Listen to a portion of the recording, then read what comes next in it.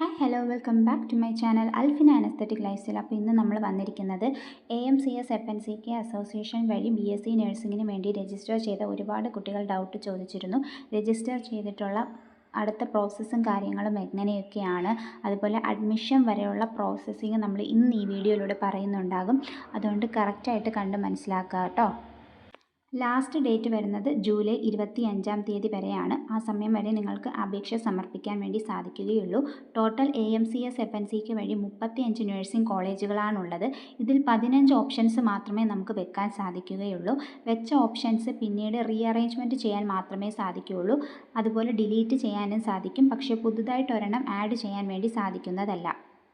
Registration ശേഷം ഒരു correction time തരുന്നതായിരിക്കും. എന്തെങ്കിലും ഡോക്യുമെൻറ്റ്സ് അപ്ലോഡ് ചെയ്തത് തെറ്റ് പറ്റിയിട്ടുണ്ട് എന്നുണ്ടെങ്കിൽ അത് ശരിയായിട്ട് പിന്നെയും അപ്ലോഡ് ചെയ്യാനുള്ള ഒരു ഓപ്ഷൻ നിങ്ങൾക്ക് തരുന്നതായിരിക്കും.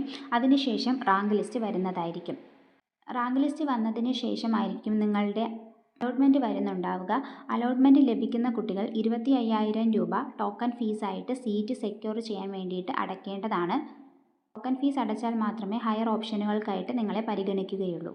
ഇനി എന്നാണ് കോളേജിൽ ജോയിൻ ചെയ്യേണ്ടതെന്ന് ചോദിച്ചു കഴിഞ്ഞാൽ 3 അലോട്ട്മെൻറ്റിന് ശേഷം നിങ്ങൾക്ക് വെബ്സൈറ്റിൽ തന്നെ അതിനുള്ള ടൈം വരുന്നതായിരിക്കും. ആ സമയത്ത് വേണം നിങ്ങൾ കോളേജിൽ ഡയറക്റ്റ് ഒറിജിനൽ ഡോക്യുമെൻറ്റ്സും ഫീസുമായി പോയി ജോയിൻ ചെയ്യേണ്ടത്.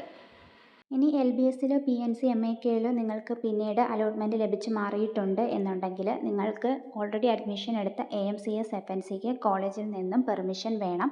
അപ്പോൾ നിങ്ങൾ ആദ്യം അഡ്മിഷൻ എടുക്കുന്ന സമയത്ത് നിങ്ങൾ കോളേജിൽ നിന്നും പെർമിഷൻ മേടിക്കണം. അതായത് നിങ്ങൾക്ക് മറ്റൊരു കോളേജിലേക്ക് കിട്ടുകയാണ് എന്നുണ്ടെങ്കിൽ മാറണം. അതുപോലെ നിങ്ങളുടെ ഒറിജിനൽ സർട്ടിഫിക്കറ്റും ഫീസും തിരികെ തരുമോ എന്നുള്ളത് ഉറപ്പ് വരുത്തിയിട്ട് വേണം നിങ്ങൾ അഡ്മിഷൻ എടുക്കാനായിട്ട്.